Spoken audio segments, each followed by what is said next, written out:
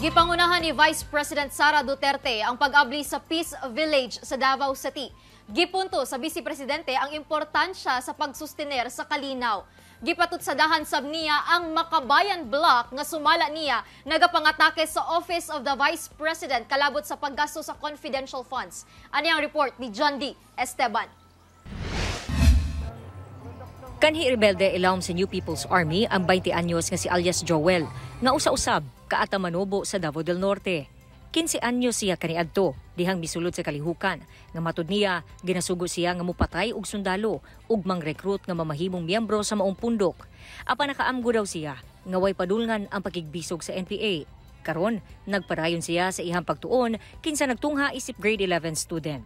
Mas gawas nun ka kung nakadiri sa gawas kaysa dito ka sa NPA nga kanang gigunitan ka kana gikontrol imong kaugalingon nga. Usa lang si Joel sa mga giimbitahan sa pag-abli sa Peace Village sa usa ka mall sa Davao City subay sa selebrasyon sa Peace Consciousness Month. Ang Davao City ug ang kada probinsya sa Davao Region dunay booth diin ilang gipakita ang mga programa o proyekto alang sa kalinaw. Usa na diha ang Peace 911 sa Davao City. Kining Peace Village dinhi sa usa ka dakong mall sa Ecoland sa Davao City ilahang gipang display ang mga hulagway ingon man mga impormasyon kalabot sa kalampusan sa pagkabuot sa kalinaw sa Davao Region. Gipangunahan ni Vice President Sara Duterte ang pag-abli niini uban si Secretary Leo Tereso Magno sa Office of the Special Assistant to the President, Eastern Mindanao. Sa speech sa Vice Presidente, iyang gihimug-atan ang importansya sa pagsustenir sa kalinaw. It is also important to help communities empower themselves towards self-sufficiency, which is essential to sustaining peace. As stakeholders, we must provide them with the resources and motivation to participate in decision-making processes and policies that shape the future of our communities. Gishare usab niya ang sinugdanan sa Peace 911 sa Davao City ni adtong mayor pa siya.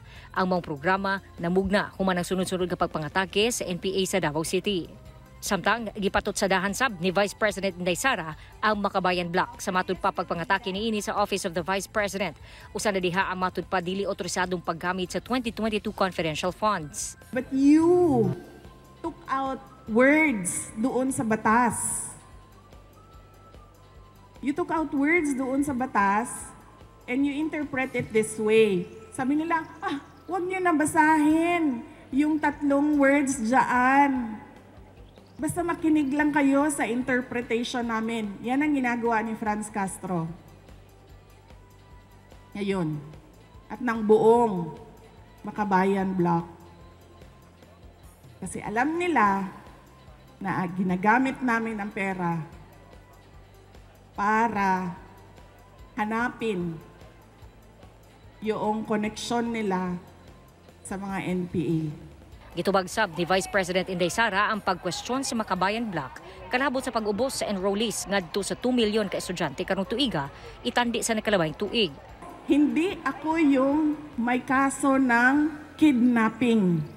Hindi ako yung may kaso ng human trafficking. Si Franz Castro, kinuha niya yung mga bata dyan sa Talaingod.